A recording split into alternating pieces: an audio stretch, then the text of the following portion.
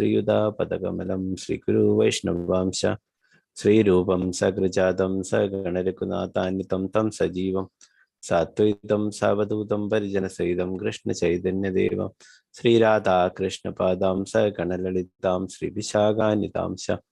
हे कृष्णा करुणा सिन्धु दीनबन्धु जगत्पदे गोपेश गोपिकान्त राधा कान्त नमस्तुते।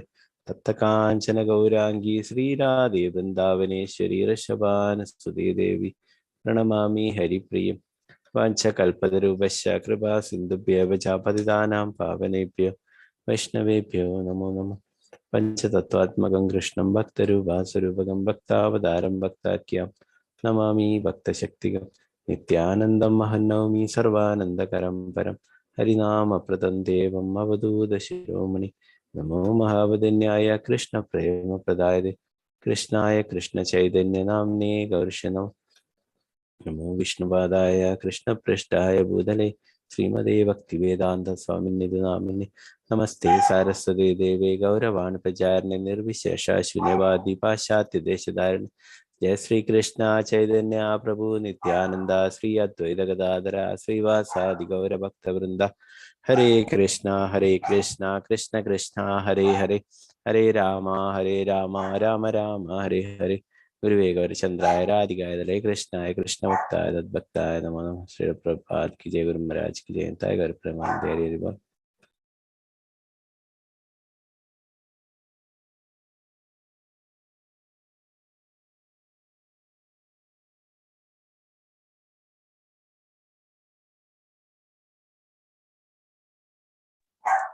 हरे कृष्ण अध्याയം 4 ശ്ലോകം നമ്പർ 14.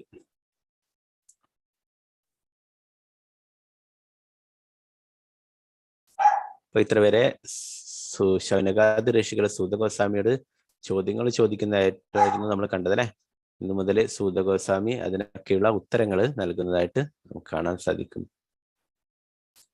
ഓം നമോ ഭഗവതേ വാസുദേവായ. ഓം നമോ ഭഗവതേ വാസുദേവായ. ഓം നമോ ഭഗവതേ വാസുദേവായ. സൂത ഉവാച ദ്വാപരേ സമനുപ്രാപ്തതേ തൃതീയേ യുഗപര്യയേ ജാതഃ പരാശരാത്യോഗി വാസവ്യാം കലയാ ഹരേ. സൂത ഉവാച ദ്വാപരേ സമനുപ്രാപ്തതേ തൃതീയേ യുഗപര്യയേ ജാതഃ പരാശരാത്യോഗി വാസവ്യാം കലയാ ഹരേ. സൂത ഉവാച ദ്വാപരേ സമനുപ്രാപ്തതേ തൃതീയേ യുഗപര്യയേ ജാതഃ പരാശരാത്യോഗി വാസവ്യാം കലയാ ഹരേ.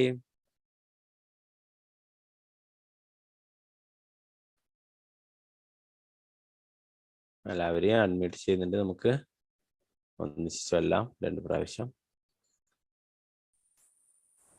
ഓം നമോ ഭഗവതേ വാസുദേവായ.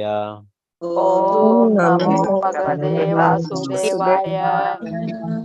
സൂത ഉവാച സൂത ഉവാച ദ്വാപരേ സമനുപ്രാപ്തതേ ദ്വാപരേ സമനുപ്രാപ്തതേ തൃതീയേ യുഗപര്യയേ ജാതഃ പരാശരാത്യോഗി വാസവ്യാം കലയാ ഹരേ. സൂത ഉവാച ദ്വാപരേ സമനുപ്രാപ്തതേ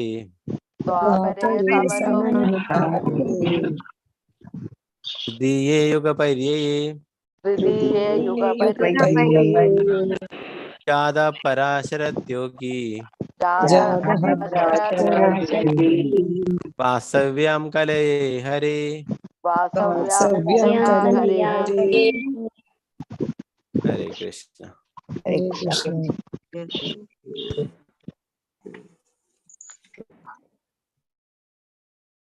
ചൊല്ലിക്കൊള്ളൂ സുവർണപ്രഭ മാതാജി. ഹരേ കൃഷ്ണ. ഹരേ കൃഷ്ണ പ്രഭു. ഹരേ കൃഷ്ണ. നമോ ഭഗവതേ വാസുദേവായ. സൂത ഉവാച ദ്വാപരേ സമനുപ്രാപ്തേ तृतीये युगपर्यये जातः पराशराद्योगी वास्तव्यां कलया हरे। हरे कृष्ण। ഹരേ കൃഷ്ണ.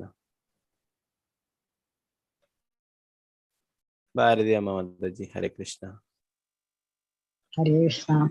ഓം ഹരേ കൃഷ്ണ. നമോ ഭഗവതേ വാസുദേവായ. സൂത ഉവാച ദ്വാപരേ സമനുപ്രാപ്തതേ തൃതീയേ യുഗപര്യയേ ജാതഃ പരാശരാദ്യോഗി വാസവ്യം കലയാ ഹരേ. ഹരേ കൃഷ്ണ. ഹരേ കൃഷ്ണ. ഹരേ കൃഷ്ണ. വിജയനാണ് മാതാജി ഹരേ കൃഷ്ണ. ഹരേ കൃഷ്ണ പ്രഭുജി. ഹരേ ഓം കൃഷ്ണ. നമോ ഭഗവതേ വാസുദേവായ. സൂത ഉവാച ദ്വാപരേ സമനുപ്രാപ്തതേ തൃതീയേ യുഗപര്യയേ ജാതഃ പരാശരാദ്യോഗി വാസവ്യാം കലയാ ഹരേ. ഹരേ കൃഷ്ണ. ഹരേ കൃഷ്ണ. ശ്രീജ വിജയ മാതാജി ഹരേ കൃഷ്ണ.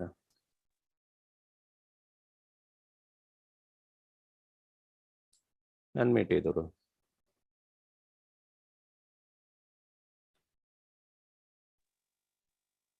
ഹരേ കൃഷ്ണ. ഓം നമോ ഭഗവതേ വാസുദേവായ. സൂതോവാച ദ്വാപരേ സമനുപ്രാപ്തതേ തൃതീയേ യുഗപര്യയേ ജാതഃ പരാശരാദ്യോഗി വാസവ്യം കലയാ ഹരേ. ഹരേ കൃഷ്ണ. ഹരേ കൃഷ്ണ. പത്മകുമാരി മാതാജി ഹരേ കൃഷ്ണ. ഹരേ കൃഷ്ണ പ്രഭുജി. ഓം നമോ ഭഗവതേ വാസുദേവായ. സൂത ഉവാച ദ്വാപരേ സമനുപ്രാപ്തതേ തൃതീയേ യുഗപര്യയേ ജാതഃ പരാശരാദ്യോഗി വാസവ്യ കലയാ ഹരേ. ഹരേ കൃഷ്ണ. ഹരേ കൃഷ്ണ. സിന്ധു മാതാജി ഹരേ കൃഷ്ണ. ഹരേ കൃഷ്ണ പ്രഭുജി. ഹരേ കൃഷ്ണ. കേൾക്കുന്നില്ലേ പ്രഭുജി? കേൾക്കാം കേൾക്കാം. ഓക്കെ, ചൊല്ലിക്കോളൂ. ഓം നമോ ഭഗവതേ വാസുദേവായ. സൂത ഉവാച ദ്വാപരേ സമനുപ്രാപ്തതേ തൃതീയേ യുഗപര്യയേ ജാതഃ പരാശരാദ്യോഗി വാസവാം കലയാം ഹരേ. ഹരേ കൃഷ്ണ. ഹരേ കൃഷ്ണ.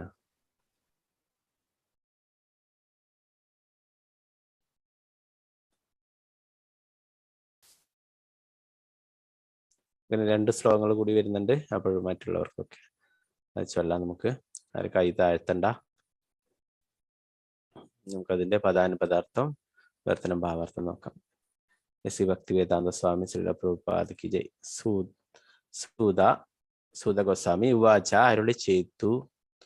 ദ്വാപരേ രണ്ടാം യുഗത്തിൽ, ദ്വാപരയുഗം സമനുപ്രാപ്തേ ആഗതമായ സമയത്ത്, തൃതീയേ മൂന്നാം യുഗായുഗം, പര്യയെ ആ സ്ഥാനത്ത്, ജാതഹ ജനിച്ചു അഥവാ ഹേതുഭൂതമാക്കി, പരാശരനാൽ യോഗി മഹാസന്യാസി, വാസവ്യം വസുപുത്രിയുടെ ഗർഭത്തിൽ, കലയ പൂർണാംശത്തിൽ, ഹരേ പരമദിവ്യത്വം പുരുഷന്റെ വിവർത്തനം. സുതഗോസ്വാമി അരുളി ചെയ്തു. 2-ാം സഹസ്രാബ്ദം 3-ാം സഹസ്രാബ്ദത്തെ അതിവ്യാപിച്ചപ്പോൾ വസുപുത്രിയായ സത്യവതിയുടെ ഗർഭത്തിൽ പരാശരമുനിക്ക് പുത്രനായി ഉത്തമയോഗി വ്യാസദേവൻ ജനിച്ചു.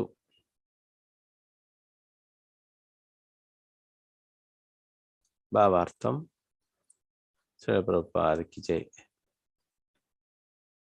ആരാ വായിക്കുന്നത്? ബിനി മാതാജി വായിച്ചു. ഹരേ കൃഷ്ണ. അൺമ്യൂട്ട് ചെയ്തോളൂ.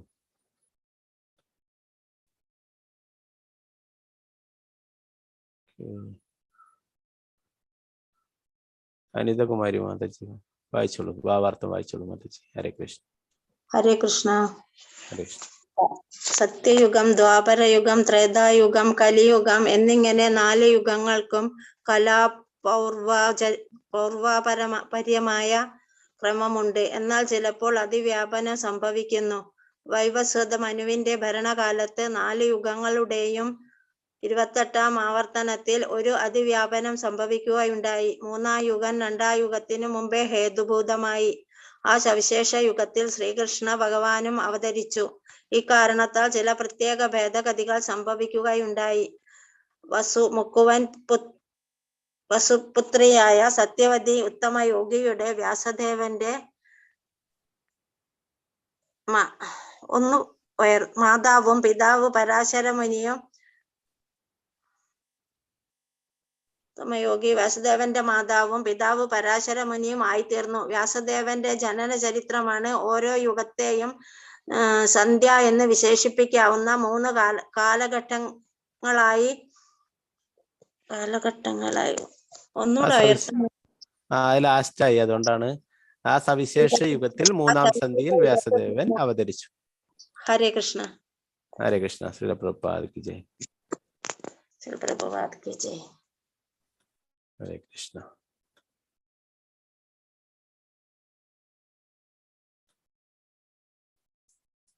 അടുത്ത ഒരു ശ്ലോകം കൂടി നമുക്ക് നോക്കാം. 15-ാമത്തേത്. ഓം നമോ ഭഗവതേ വാസുദേവായ.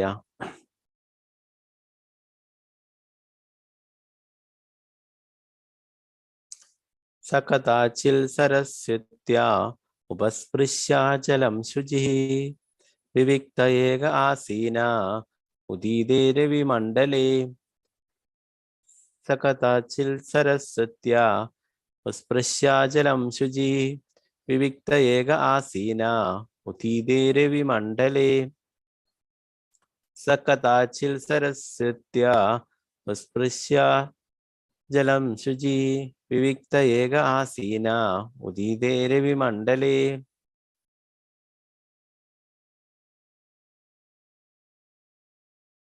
നേരത്തെ ചൊല്ലാൻ ബാക്കിയുള്ളവരൊക്കെ ചൊല്ലിക്കോളൂ. ഹരേ കൃഷ്ണ. രാമചന്ദ്ര പ്രഭു. ഹരേ കൃഷ്ണ. നമോ ഭഗവതേ വാസുദേവായ.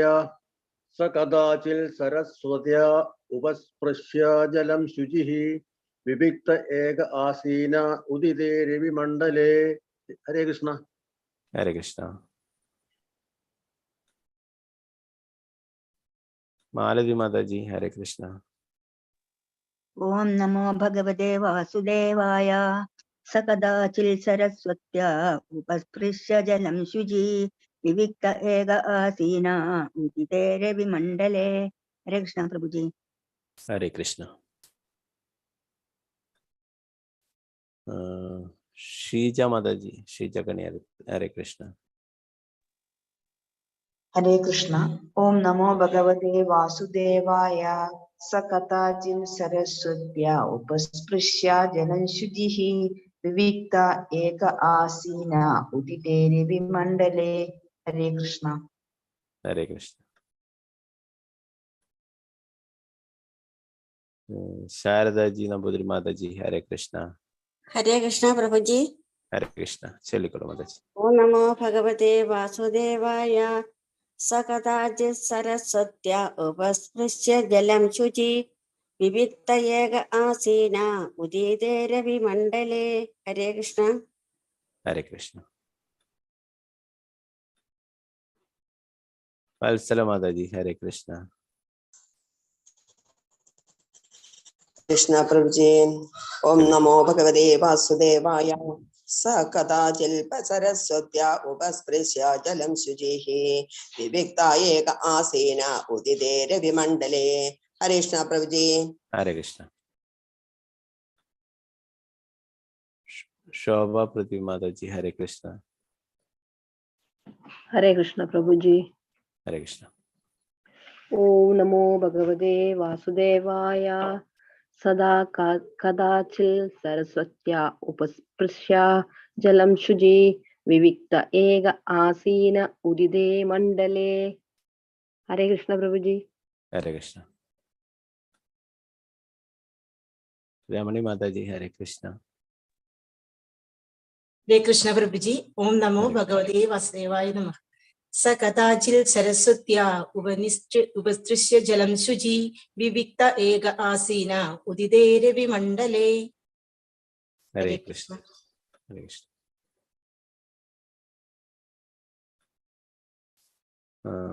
സതിദേവി മാതാജി. ഹരേ കൃഷ്ണ.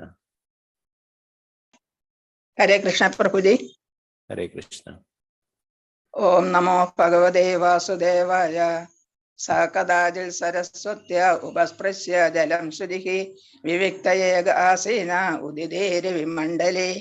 ഹരേ കൃഷ്ണ പ്രഭുജി. ഹരേ കൃഷ്ണ. വത്സല ഗോപാല മാതാജി ഹരേ കൃഷ്ണ. ഹരേ കൃഷ്ണ പ്രഭുജി. ഹരേ കൃഷ്ണ. ഓം നമോ ഭഗവതേ വാസുദേവായ. സകദാചിൽ സരസ്വത്യ ഉപസ്പൃശ്യ ജലം ശുചി വിവിക്ത ഏക ആസീന ഉദിതേ രവിമണ്ഡലേ. ഹരേ കൃഷ്ണ. ഹരേ കൃഷ്ണ.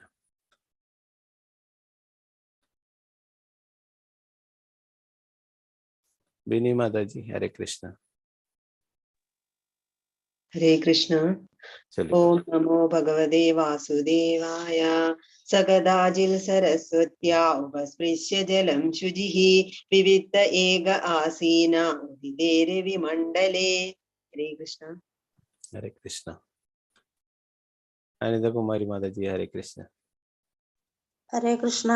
സകദാചിൽ സരസ്വത്യ ഉപസ്പൃശ്യ ജലം ശുചി വിവിക്ത ഏക ആസീന ഉദിതേ രവിമണ്ഡലേ.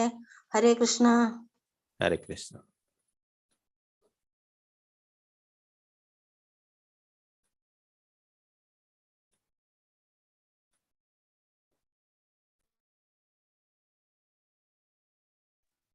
അതിന്റെ വിവർത്തനം ഭാവാർത്ഥം നോക്കാം. പദാനുപദാർത്ഥം.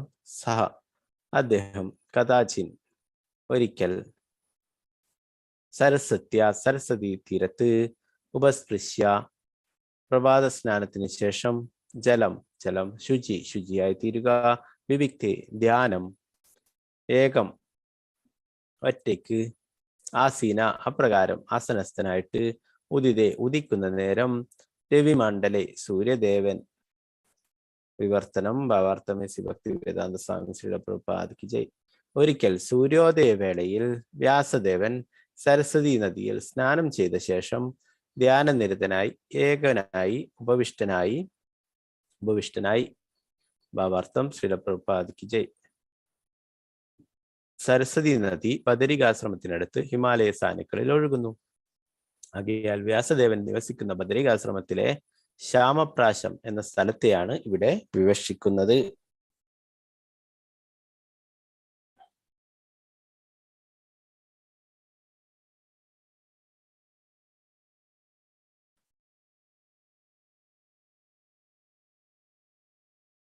അടുത്ത ഒരു ശ്ലോകം കൂടി നമുക്ക് നോക്കാം.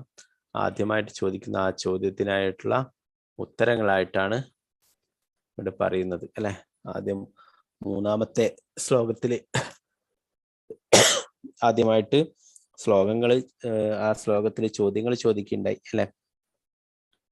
അതിൻ്റെ അകത്ത് മൂന്നാമത്തെ ശ്ലോകത്തിന്റെ അകത്ത് ചോദിക്കുകയുണ്ടായി, കസ്മിൻ യുഗേ പ്രവൃത്തേയം സ്ഥാനേ വാക്യേന ഹേതുന കുത സംചോദിത കൃഷ്ണ കൃതവാൻ സംഹിതാ മുനി.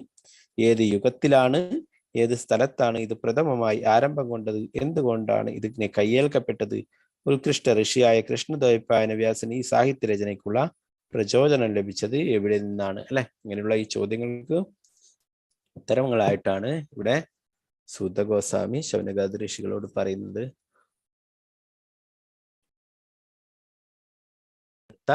ഒരു ശ്ലോകം കൂടി നോക്കാം.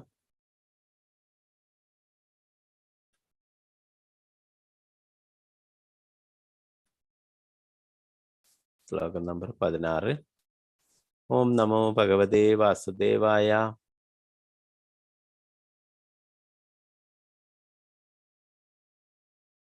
പരാവരത്നസ ഋഷി കാലേന വ്യക്തരം ഹസാ യുഗധർമ്മവ്യതികരം പ്രാപ്തം ഭുവി യുഗേ യുഗേ. പരാവരത്നസ ഋഷി കാലേന വ്യക്തരം ഹസാ യുഗധർമ്മവ്യതികരം പ്രാപ്തം ഭുവി യുഗേ യുഗേ. പരാവരത്ന സ ഋഷി കാലേന വ്യക്തരം ഹസാ യുഗധർമ്മവ്യതികരം പ്രാപ്തം ഭുവി യുഗേ യുഗേ.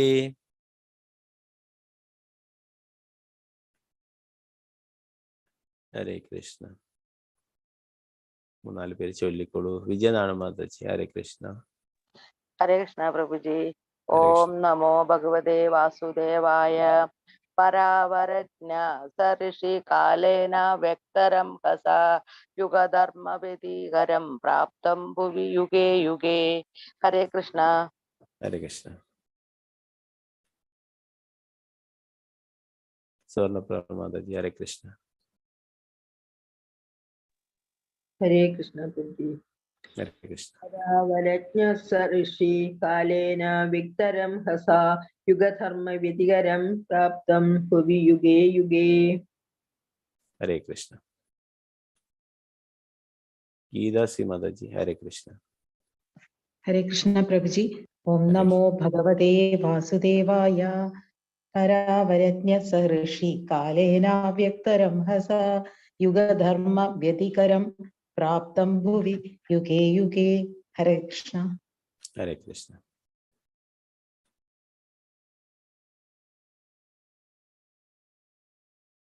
ബിനി മാതാജി. ഹരേ കൃഷ്ണ. ഹരേ കൃഷ്ണ. പരാവരഞ്ജസ ഋഷിഃ കാലേന വ്യക്തരം ഹസ യുഗധർമ്മ വ്യതികരം പ്രാപ്തം ഭുവി യുഗേ യുഗേ. ഹരേ കൃഷ്ണ. ഹരേ കൃഷ്ണ. മാലതി മാതാജി. ഹരേ കൃഷ്ണ. പരാവരത്ന സഋഷി കാലേന വ്യക്തരം ഹസ യുഗധർമ്മ വ്യതികരം പ്രാപ്തം ഭുവി യുഗേ യുഗേ. ഹരേ കൃഷ്ണ. ഹരേ കൃഷ്ണ.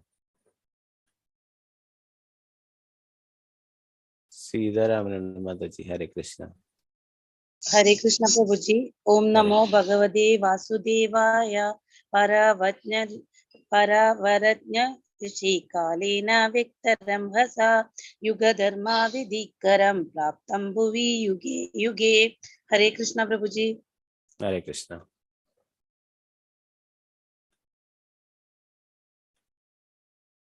അതിന്റെ പദാനുപദാർത്ഥം വിവർത്തനം ഭാവാർത്ഥം നോക്കാം.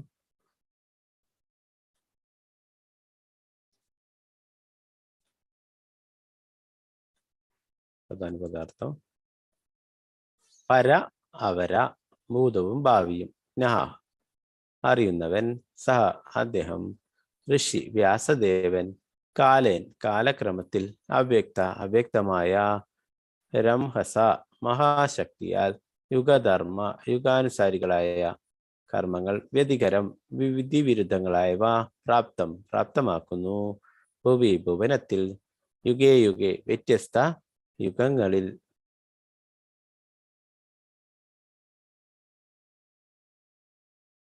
വർത്തനം ഭാവാർത്ഥം സുരപ്രഭാതിക്ക് ജയ്. യുഗധർമ്മങ്ങളിലെ വിധിവൈരുദ്ധ്യങ്ങൾ മഹായോഗിയായ ശ്രീ വ്യാസദേവൻ മുൻകൂട്ടി ദർശിച്ചു. കാലചക്രത്തിലെ അദൃശ്യ ശക്തികളുടെ പ്രഭാവത്താൽ വിഭിന്ന യുഗങ്ങളിൽ ഇപ്രകാരമുള്ള സംഭവങ്ങൾ ഭൂമിയിൽ അരങ്ങേറുന്നു.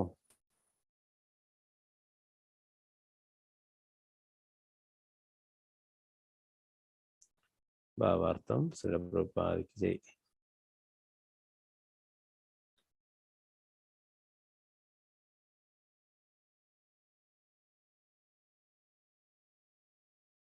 വായിച്ചോളൂ മാതാ. സുവർണപ്രഭ മാതാജി. ഹരേ കൃഷ്ണ. ഹരേ കൃഷ്ണ. വ്യാസദേവനെ പോലുള്ള മഹായോഗികൾ മുക്താത്മാക്കളാകയാൽ ഭൂതവും ഭാവിയും മുൻകൂട്ടി ദർശിക്കാൻ അവർക്ക് കഴിയുന്നു.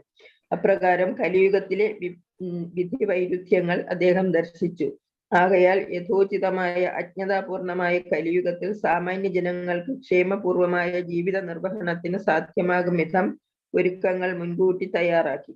ഈ കലിയുഗത്തിൽ താൽക്കാലികമായ ഭൗതിക ഭോഗ വിഷയങ്ങളിൽ സാമാന്യ ജനങ്ങൾ ആധിക്യമായി താല്പര്യം പ്രദർശിപ്പിക്കും. ആത്മീയ വിജ്ഞാനത്തിൽ പ്രബുദ്ധരായി തീരേണ്ടതിന്റെ ആവശ്യകതയുടെയും ജീവിത നേട്ടത്തിന്റെയും മൂല്യനിർണയം നടത്താൻ അജ്ഞത ഹേതുവാകിയാൽ അവർ അസമർത്ഥരായി തീരുന്നു. ഹരേ കൃഷ്ണ. ഹരേ കൃഷ്ണ. ശ്രീലപ്രഭാതിക്ക് ജയ്.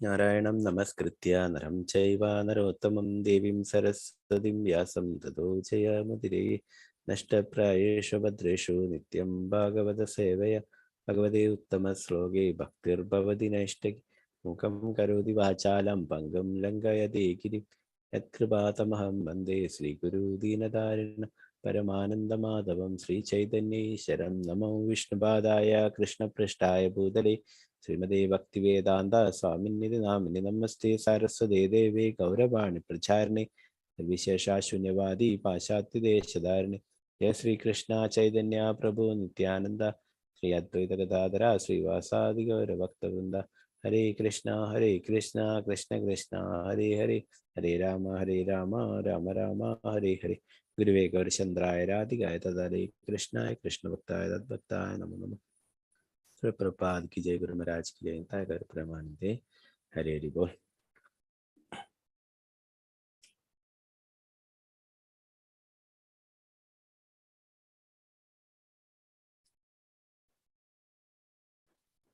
ഇവിടെ നേരത്തെ പറഞ്ഞല്ലേ 3ാമത്തെ ശ്ലോകത്തിലുള്ള ആ ചോദ്യത്തിന് ഉത്തരമായിട്ടാണ് ഇവിടെ സൂത ഗോസ്വാമി വിവരിക്കുന്നത്. അതിൽ ചോദിച്ചു, ഏത് യുഗത്തിലാണ് അല്ലെ ഇത് നടന്നിട്ടുള്ളതെന്ന് ചോദിച്ചു. ഏത് യുഗത്തിലാണ്, ഏത് സ്ഥലത്താണ് ഇത് പ്രഥമമായി ആരംഭം കൊണ്ടതെന്ന് ചോദിച്ചു. എന്തുകൊണ്ടാണ് ഇതിനെ കയ്യേൽക്കപ്പെട്ടത്? ഉത്കൃഷ്ട ഋഷിയായ കൃഷ്ണദ്വൈപായന വ്യാസന് ഈ സാഹിത്യ രചനക്കുള്ള പ്രചോദനം ലഭിച്ചത് എവിടെ നിന്നാണ് എന്നും അന്വേഷിക്കേണ്ടത് അല്ലെ. നമ്മൾ വ്യാസദേവന്റെ അവതാരത്തെ കുറിച്ചിട്ട് മുന്നേയുള്ള ആ അവതാരങ്ങൾ പഠിക്കുമ്പോഴേ നമ്മൾ പഠിച്ചിട്ടുണ്ടായിരുന്നു അല്ലെ. വ്യാസദേവൻ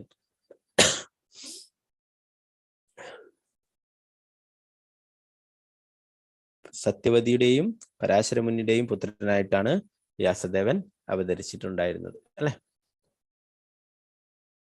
പിന്നെ സൂത ഗോസ്വാമി പറയുന്നു, 2ാം സഹസ്രാബ്ദം 3ാം സഹസ്രാബ്ദത്തെ അതിവ്യാപിച്ചപ്പോൾ വസുപുത്രിയായ സത്യവതിയുടെ ഗർഭത്തിൽ പരാശരമുനിക്ക് പുത്രനായി ഉത്തമയോഗി വ്യാസദേവൻ ജനിച്ചു.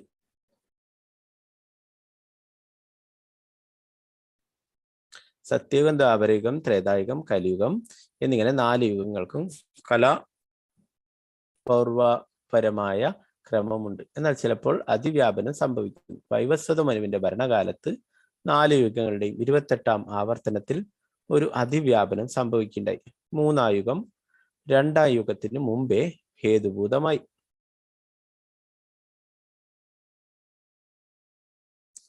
ആ സവിശേഷ യുഗത്തിൽ ശ്രീകൃഷ്ണ ഭഗവാനും അവതരിച്ചു. ഇക്കാരണത്താൽ ചില പ്രത്യേക ഭേദഗതികൾ സംഭവിക്കുകയുണ്ടായി. വസു മുക്കുവന്റെ പുത്രിയായിട്ട് സത്യവതി ഉത്തമയോഗിയുടെ വ്യാസദേവന്റെ മാതാവും പിതാവ് പരാശരമുനിയുമായി തീർന്നു. വ്യാസദേവന്റെ ജന്മചരിത്രമാണിത്. ഓരോ യുഗത്തെയും സന്ധ്യ എന്ന് വിശേഷിപ്പിക്കാവുന്ന 3 കാലഘട്ടങ്ങളായി വിഭജിച്ചിരിക്കുന്നു. ആ സവിശേഷ യുഗത്തിൽ 3ാം സന്ധ്യയിൽ വ്യാസദേവൻ അവതരിച്ചു. നമ്മളിപ്പോഴുള്ളത് കലിയുഗത്തിലാണ് അല്ലെ. അപ്പൊ 4 യുഗങ്ങൾ ആണ്, ആ ചതുർയുഗങ്ങൾ എന്ന് പറയും അല്ലെ. നമ്മള് ഇപ്പോഴുള്ളത് കലിയുഗം അല്ലെ. കലിയുഗം, ദ്വാപരയുഗം, ത്രേതായുഗം, സത്യയുഗം അല്ലെ. അപ്പൊ ഇങ്ങനെ ഉള്ള ആ 4 യുഗങ്ങളുടെയും 28ാം ആവർത്തനത്തില് 28ാം ആവർത്തനം എന്ന് പറഞ്ഞാൽ ഇപ്പോഴും നടക്കുന്നത് വൈവസ്വത മനുവിന്റെ കാലഘട്ടമാണ് അല്ലെ. അപ്പോ ഈ യുഗത്തിൽ, ഈ ചതുർയുഗത്തിലാണ് പറയുന്നത് വ്യാസദേവന്റെ അവതാരത്തെ കുറിച്ചിട്ട് അല്ലെ. ഒരു യുഗത്തിന് അതിനെ 3 പാർട്ടായിട്ട് വിഭജിച്ചിട്ട് പറയുന്നു. അപ്പൊ ആദ്യത്തെ ആ 10% വരുന്നത് അതിനെ യുഗത്തിന്റെ ആദ്യത്തെ സന്ധ്യ എന്ന് പറയും. പിന്നീട് 80% ആ യുഗത്തെ പറയുന്നു. പിന്നീട് 10% അവസാനത്തെ ആ 10% യുഗത്തിന്റെ അവസാനത്തെ സന്ധ്യ എന്ന് പറയും. അപ്പൊ ഇവിടെ വ്യാസദേവൻ അവതരിച്ചിട്ടുണ്ടായിരുന്നത് ദ്വാപര യുഗത്തിന്റെ 3ാം ഭാഗത്തിലാണ് വരുന്നത്. സന്ധ്യ അവസാനത്തെ ആ സന്ധ്യയിലാണ് വരുന്നത്. കലിയുഗം ആരംഭിക്കുന്നതിന് മുന്നേ ദ്വാപരയുഗത്തിന്റെ അവസാനമായിട്ടാണ് വ്യാസദേവൻ അവതരിക്കുന്നത്. ഇപ്പോ ബ്രഹ്മാവിന് പുത്രന്മാരിൽ വസിഷ്ഠന്റെ പുത്രനാണ് ശക്തി. ആ ശക്തിയുടെ പുത്രനാണ് പരാശരമുനി. ആ പരാശര മുന്നിൽ നിന്നാണ് വ്യാസദേവന്റെ അവതാരം വരുന്നത്.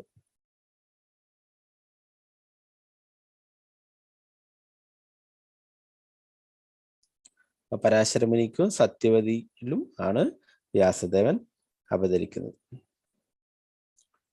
അപ്പൊ ഇതിനെ കുറിച്ചിട്ട് കൂടുതലായിട്ട് ഡീറ്റെയിൽ ആയിട്ട് നമ്മൾ പിന്നീട് വരുന്നിടത്ത് പഠിക്കും. അപ്പോ ആ സത്യവതിയുടെ പേര് മത്സ്യഗന്ധി എന്ന പേരിലും അറിയപ്പെടുന്നുണ്ടായിരുന്നു. മത്സ്യഗന്ധിയാണ് സത്യവതി അല്ലെ. ആ മുക്കുവന്റെ മകളായിട്ടാണ് ജനിച്ചിട്ടുണ്ടായത് അല്ലെ. എന്നാൽ ആ പരാശര മുനിയുടെ അനുഗ്രഹത്താൽ ആ മത്സ്യഗന്ധി എപ്പോഴും മത്സ്യത്തിന്റെ ആ ഗന്ധമായിരുന്നു, മണമായിരുന്നു ഉണ്ടായിരുന്നത്. അത് ആ പരാശര മുനിയുടെ അനുഗ്രഹത്താൽ അത് ഇല്ലാതാവുകയും പിന്നീട് ആ കസ്തൂരി ഗന്ധം എത്രയോ യോജന കണക്കെ ആ കസ്തൂരി ഗന്ധം അതിന്റെ മണവും ഉണ്ടായിരുന്നു.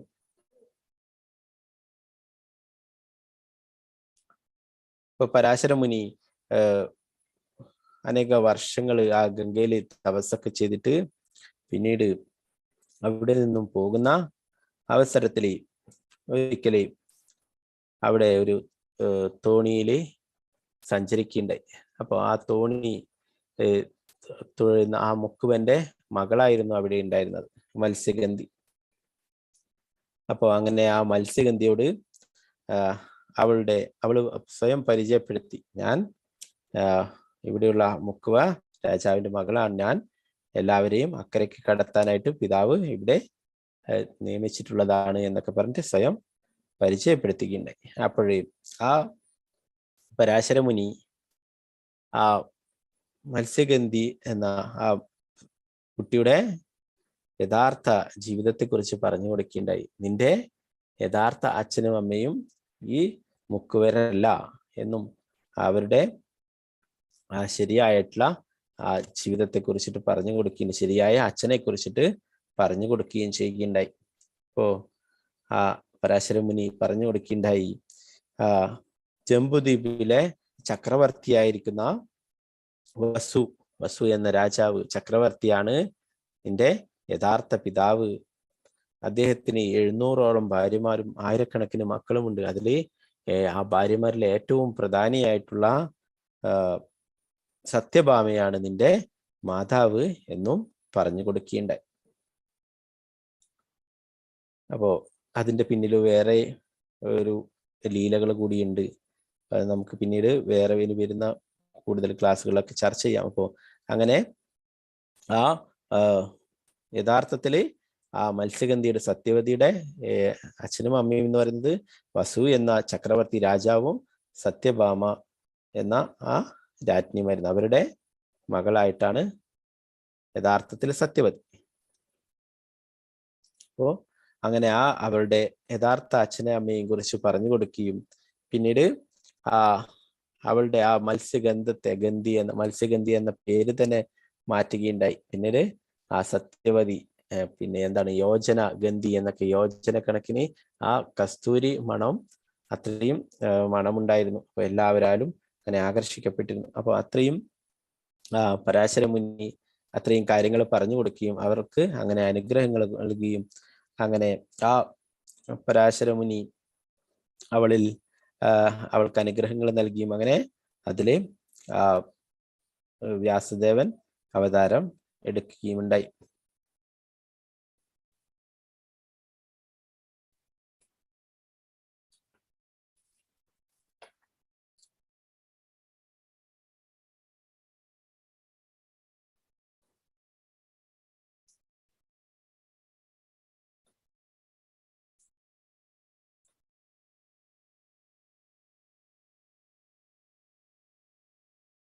പിന്നീട് ഇവിടെ 15ാമത്തെ ശ്ലോകത്തിൽ പറയുന്നല്ലേ, ഒരിക്കൽ സൂര്യോദയ വേളയിൽ വ്യാസദേവൻ സരസ്വതി നദിയിൽ സ്നാനം ചെയ്ത ശേഷം ധ്യാനനിരതനായി ഏകനായി ഉപവിഷ്ടനായി.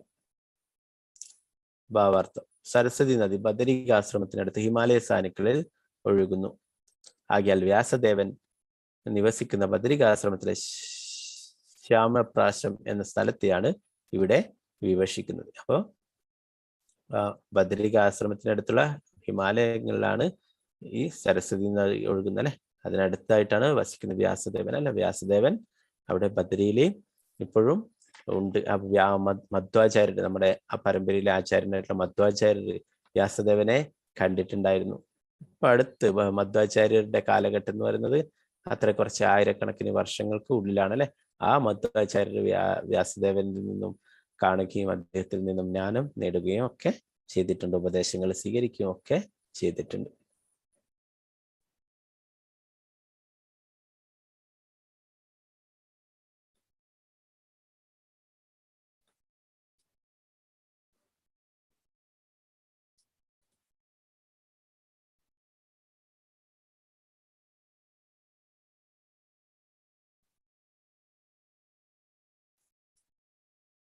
പിന്നീട് 16-ാമത്തെ ശ്ലോകത്തിൽ പറയുന്നു, യുഗധർമ്മങ്ങളിലെ വിധിവൈരുദ്ധ്യങ്ങൾ മഹായോഗിയായ വ്യാസദേവൻ മുൻകൂട്ടി ദർശിച്ചു. കാലചക്രത്തിലെ അദൃശ്യ ശക്തികളുടെ പ്രഭാവത്താൽ വിഭിന്ന യുഗങ്ങളിൽ ഇപ്രകാരമുള്ള സംഭവങ്ങൾ ഭൂമിയിൽ അരങ്ങേറുന്നു. വ്യാസദേവനെ പോലുള്ള മഹായോഗികൾ മുക്താത്മാക്കളായാൽ ഭൂതവും ഭാവിയും മുൻകൂട്ടി ദർശിക്കാൻ അവർക്ക് കഴിയുന്നു. അപ്രകാരം കലിയുഗത്തിലെ വിധി വൈരുദ്ധ്യങ്ങൾ അദ്ദേഹം ദർശിച്ചു അല്ലെ. വ്യാസദേവൻ ആരാണ്? ഭഗവാന്റെ തന്നെ അവതാരമാണ് അല്ലെ. കൃഷ്ണ ദ്വൈപായന വ്യാസൻ അല്ലെ. ആ വ്യാസദേവന്റെ യഥാർത്ഥ പേര് കൃഷ്ണ ദ്വൈപായന വ്യാസൻ എന്നാണ് അല്ലെ. എങ്കിൽ അത് ഭഗവാന്റെ തന്നെ അവതാരമാണ്. ഭഗവാന്റെ ആ സാഹിത്യ രൂപത്തിലുള്ള അവതാരം അല്ലെ. ആ എല്ലാ സാഹിത്യ രൂപത്തിലുള്ള എല്ലാ ഗ്രന്ഥങ്ങളും എല്ലാവരിലും എത്തിക്കാനായിട്ട് ഭഗവാൻ അവതരിച്ചിട്ടുള്ളതാണ് വ്യാസദേവനായിട്ട് അല്ലെ. നമ്മൾ ഭഗവത്ഗീതയില് പഠിച്ചു അല്ലെ. വേദങ്ങളൊക്കെ ഉണ്ടാക്കിയിട്ടുള്ളത് ഭഗവാനാണ് അല്ലെ. സർവസ്യ ചാഹം ഹൃദി സന്നിവിഷ്ടോ മത്ത സ്മൃതിജ്ഞാനം അബോഹനം വേദേഷു സർവൈരഹമേവ വേദ്യോ വേദാന്ത കൃത്വേദ വിദേവ ച.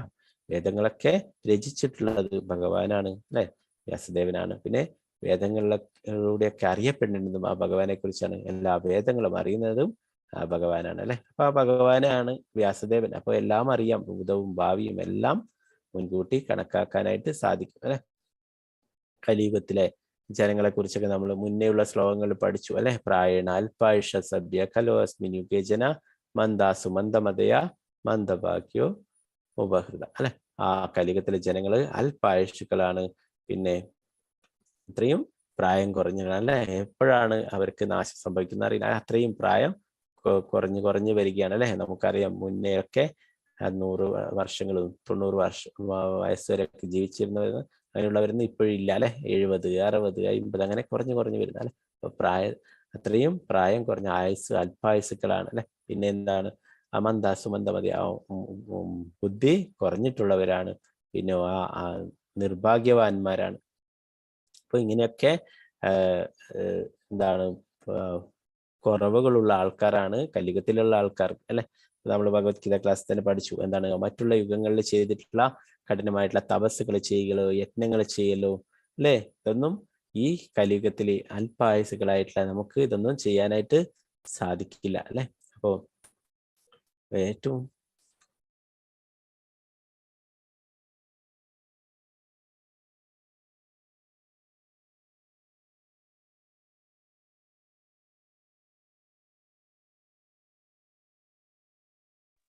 അപ്പൊ ഈ കലിയുഗത്തിലുള്ള ജനങ്ങൾക്ക് അതൊക്കെ യജ്ഞങ്ങൾ ചെയ്യുക അതൊന്നും അത്ര പ്രാവർത്തികമാക്കാൻ കഴിയില്ല അല്ലെ. അതിനുള്ള സാഹചര്യങ്ങളും കുറവാണ് അല്ലെ. എന്നാൽ ഈ കലിയുഗത്തിൽ പറഞ്ഞിട്ടുള്ള യജ്ഞം എന്താണ്? യജ്ഞാനാം ജപയജ്ഞോസ്മി അല്ലെ. ഭഗവാൻ പറഞ്ഞ യജ്ഞങ്ങൾ വെച്ചിട്ട് ഞാൻ ജപയജ്ഞമാണ് അല്ലെ. നമുക്ക് ഭഗവാന്റെ തിരുനാമം ജപിക്കുക, ശ്രീമദ് ഭാഗവതം, ഭഗവത്ഗീത പോലുള്ള ഗ്രന്ഥങ്ങൾ പാരായണം ചെയ്യുക, ഇതൊക്കെ മറ്റുള്ളവർക്കൊക്കെ പറഞ്ഞു കൊടുക്കുക അല്ലെ. ഭഗവാന്റെ ഭക്തി സേവനങ്ങളൊക്കെ ചെയ്യുക. അങ്ങനെ കലിയുഗത്തില് അതാണ് ഭക്തി സേവനങ്ങളാണ് എളുപ്പത്തിലായി നമുക്ക് ചെയ്യാൻ പറ്റുന്ന ഒരേ ഒരു വഴി അല്ലെ. ഭഗവാന്റെ തിരുനാമം ജപിക്കുക, ഇതൊക്കെയാണ് നമ്മൾ ഭഗവത്ഗീത തന്നെ പഠിച്ചു. ആ പ്രത്യക്ഷാവഗമം സുസുഖം കർത്തും നമുക്ക് ഏറ്റവും എളുപ്പത്തിൽ ചെയ്യാൻ പറ്റുന്നതാണ് ഈ ഭക്തിത സേവന മാർഗം എന്ന് പറയുന്നത് അല്ലെ. അപ്പൊ ഇവിടെ ആ ഭഗവാന്റെ തന്നെ അവതാരമാണ് വ്യാസദേവൻ അല്ലെ. വ്യാസദേവന് കലിയുഗത്തിലെ എന്താണ് ജനങ്ങളുടെയൊക്കെ അത്രയും എന്താണ് മോശപ്പെട്ട അവസ്ഥ അല്ലെ. അവർക്ക് മറ്റുള്ള കാര്യങ്ങളൊന്നും ചെയ്യാൻ കഴിയില്ല. അപ്പോൾ അവർക്ക് വേദങ്ങളൊക്കെ പറഞ്ഞാൽ വേദങ്ങളൊക്കെ പഠിക്കൽ അത് വളരെ ബുദ്ധിമുട്ടാണ്. എന്നാൽ എല്ലാ വേദങ്ങളുടെയും എല്ലാറ്റിന്റെയും സത്താണ് ശ്രീമദ് ഭാഗവതം എന്ന് നമ്മൾ പഠിച്ചല്ലേ. അതുപോലെ തന്നെ ഭഗവത്ഗീത, ശ്രീമദ് ഭഗവത്ഗീത ഇവിടെ പറയുന്നു കലിയുഗത്തിലെ വിധി വൈരുദ്ധ്യങ്ങൾ അദ്ദേഹം ദർശിച്ചാൽ യഥോചിതമായി അജ്ഞതാപൂർണമായി കലിയുഗത്തിൽ സാമാന്യ ജനങ്ങൾക്ക് ക്ഷേമപൂർവമായ ജീവിത നിർവഹണത്തിന് സാധ്യമാകും വിധം ഒരുക്കങ്ങൾ മുൻകൂട്ടി തയ്യാറാക്കി. ഈ കലിയുഗത്തിൽ താൽക്കാലികമായ ഭൗതിക ഭോഗ വിഷയങ്ങളിൽ സാമാന്യ ജനങ്ങൾക്ക് ആധിക്യമായി താല്പര്യം പ്രദർശിപ്പിക്കും. ആത്മീയ വിജ്ഞാനത്തിൽ പ്രബുദ്ധരായി തീരേണ്ടതിന്റെ ആവശ്യകതയും ജീവിത നേട്ടത്തിന്റെയും മൂല്യനിർണയം നടത്താൻ അജ്ഞത ഹേതുവാകിയാൽ അവ അസമർത്ഥരായി തീരുന്നു. അപ്പൊ ആത്മീയ വിഷയങ്ങളിലൊക്കെ താല്പര്യം കുറയുന്നല്ലേ, ഭൗതിക ഭോഗ വിഷയങ്ങളിൽ കൂടുതൽ താല്പര്യം പ്രദർശിപ്പിക്കുന്നു. ആത്മീയമായിട്ടുള്ള ആ ജ്ഞാനം നേടുന്നതിൻ്റെയും അതിൻ്റെ പ്രാധാന്യത്തെക്കുറിച്ചൊന്നും ആർക്കും മനസ്സിലാവുന്നില്ല അല്ലെ. അവരൊക്കെ അജ്ഞതയിലാണുള്ളത്. അതുകൊണ്ട് തന്നെ അവരൊക്കെ അസമർത്ഥരായി തീരുന്നു എന്ന് പറയുന്നു അല്ലെ. നമുക്കറിയാം എല്ലാവർക്കും നമ്മളൊക്കെ പഠിച്ചു, എല്ലാവരും ഭഗവാന്റെ അംശമാണ്, ആത്മാവാണ് അല്ലെ. അപ്പൊ ആ ആത്മാവിന്റെ ഉന്നതിക്ക് വേണ്ടിയിട്ടുള്ള കാര്യങ്ങളാണ് ആത്മീയ കാര്യങ്ങൾ എന്ന് നമ്മൾ പഠിക്കുകയുണ്ടായി അല്ലെ. ആത്മാവിന്റെ ഭക്ഷണമാണ് ഭഗവാന്റെ തിരുനാമജപം, ഭക്തിത സേവനങ്ങൾ എന്നൊക്കെ നമ്മൾ പഠിക്കുകയുണ്ടായി അല്ലെ. നമ്മൾ ഈ ശരീരമല്ല അല്ലെ, ശരീരത്തിന് നമ്മളെ എപ്പോഴും വൃത്തിയാക്കുന്നു, ഭക്ഷണം നൽകുന്നു, ഇതൊക്കെ ചെയ്യുന്നുണ്ട് അല്ലെ. നമ്മൾ ആത്മാവിന് വേണ്ടിയിട്ട് ഒന്നും ചെയ്യുന്നില്ല അല്ലെ. അതാണ് ആത്മാവിന് വേണ്ടിയിട്ട് ചെയ്യുന്നതാണ് ആത്മീയമായിട്ടുള്ള കാര്യങ്ങൾ, ഭഗവാന്റെ തിരുനാമം ജപിക്കുക, ഭക്തിത സേവനങ്ങൾ ചെയ്യുക എന്നൊക്കെ അല്ലെ. അപ്പൊ അതാണ് കുട്ടികൾക്കൊക്കെ ആ ചെറിയ പ്രായത്തിൽ തന്നെ കുട്ടികൾക്കൊക്കെ ആത്മീയമായിട്ടുള്ള ആ അറിവ് നൽകണമെന്ന് പറയുന്നു. അതിനാണ് പ്രഭുപാദരൊക്കെ ആഗ്രഹമായിരുന്നു എല്ലാ സ്കൂളുകളൊക്കെ ശ്രീമദ് ഭാഗവതം പഠിപ്പിച്ചു കൊടുക്കാൻ, എല്ലാവർക്കും കുട്ടികൾക്കൊക്കെ ആ ശ്രീമദ് ഭാഗവതം എല്ലാവരും മനസ്സിലാക്കാനായിട്ടൊക്കെ പ്രഭുപാദര് പ്രധാനമന്ത്രിമാരുടെ അടുത്തൊക്കെ കുറെ പ്രാവശ്യം ആവശ്യപ്പെട്ടിരുന്ന കാര്യമാണ് ഇതൊക്കെ. എന്താണ് നമ്മുടെ ഇവിടെയൊക്കെ ഇന്ത്യയിലൊക്കെ ചില സ്ഥാപനങ്ങൾ, ചില സ്കൂളുകളിലൊക്കെ ഭഗവത്ഗീതയൊക്കെ പഠിപ്പിക്കുന്നുണ്ടല്ലേ.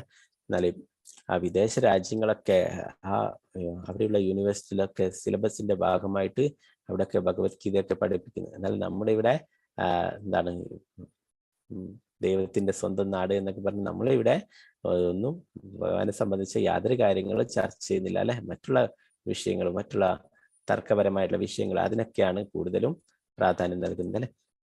അപ്പോൾ ആ എന്തെങ്കിലും ഈ കുട്ടികൾക്ക് പഠിക്കുന്നത് എന്തെങ്കിലും അവരുടെ ആ അവസാന സമയത്ത് എന്തെങ്കിലും പ്രയോജനപ്പെടുകയോ ഇല്ല അല്ലെ. നമ്മൾ പഠിച്ചിട്ടുള്ള മാത്സോ കെമിസ്ട്രിയോ ബയോളജിയോ ഇതൊന്നും നമ്മുടെ അവസാന നിമിഷം നമുക്ക് പ്രയോജനപ്പെടില്ല അല്ലെ.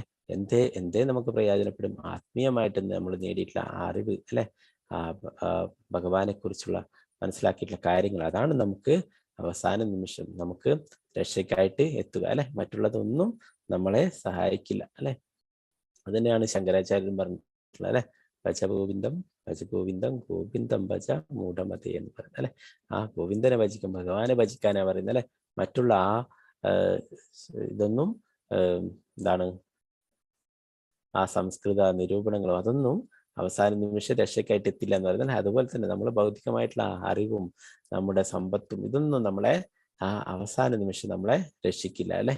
ഏതെന്ന് മാത്രമേ ഉള്ളൂ നമ്മൾ ആത്മീയമായിട്ട് എന്തൊക്കെ ചെയ്തിട്ടുണ്ടോ, നമ്മൾ എത്രമാത്രം ഭക്തിത സേവനങ്ങൾ ചെയ്തിട്ടുണ്ടോ, നമ്മൾ എത്രമാത്രം ഭഗവാന്റെ നാമം ജപിച്ചിട്ടുണ്ടോ, ഭഗവാനെ കുറിച്ച് ഓർത്തിട്ടുണ്ടോ, ഇതൊക്കെയാണ് നമ്മുടെ ആ അവസാന നിമിഷം മരണവേളയിൽ നമുക്ക് ഭഗവാനെ കുറിച്ചുള്ള ഓർമ്മ തരുന്നത് അല്ലെ. നമ്മൾ പഠിച്ചു, അത് മാത്രമാണ് നമുക്ക് ആ ഭഗവാനെ കുറിച്ചുള്ള ആ സ്മരണ അല്ലെ, അതാണ് നമ്മുടെ അവസാന നിമിഷത്തെ തീരുമാനിക്കുന്നത്. അപ്പോൾ ഈ ആത്മീയമായിട്ടുള്ള കാര്യങ്ങൾ പഠിക്കുന്നതിന്റെ പ്രാധാന്യം അത് മനസ്സിലാക്കാത്തതുകൊണ്ട് കലിയുഗത്തിലെ ജനങ്ങളൊക്കെ മറ്റുള്ള ഭൗതിക വിഷയങ്ങളുടെ പിന്നാലെ പോവുകയും അതിന് കൂടുതൽ പ്രാധാന്യം നൽകുകയും ചെയ്യുന്നു അല്ലെ. അതിന്റെ ഫലമായിട്ട് എന്താണ്, വീണ്ടും വീണ്ടും ഇവിടെ ജനിച്ചും മരിച്ചും കൊണ്ടേയിരിക്കുന്നു അല്ലെ. അപ്പൊ അതിൽ നിന്നുള്ള യഥാർത്ഥ മോചനം നേടാൻ ബുദ്ധിമാന്മാരായിട്ടുള്ള വ്യക്തികൾ അല്ലെ, അവര് കൃഷ്ണാബോധം സ്വീകരിക്കുകയും അങ്ങനെ ഭഗവാന്റെ ഭക്തിയുടെ സേവനങ്ങളൊക്കെ ചെയ്യുകയും തിരിച്ച് ഭഗവത് ധാമത്തിലേക്ക് എത്തിച്ചേരുകയും ചെയ്യുന്നു. അപ്പൊ ഇനി വരുന്ന ശ്ലോകങ്ങളിലൊക്കെ കൂടുതലായിട്ട് വിശദീകരിക്കുന്നു വ്യാസദേവനെ കുറിച്ചിട്ടുള്ള കാര്യങ്ങള്. ഹരേ കൃഷ്ണ കൃഷ്ണ കൃഷ്ണ ഹരേ ഹരേ, ഹരേ രാമ രാമ രാമ ഹരേ ഹരേ. ശ്രീ പ്രഭുപാദ് കി ജയ്.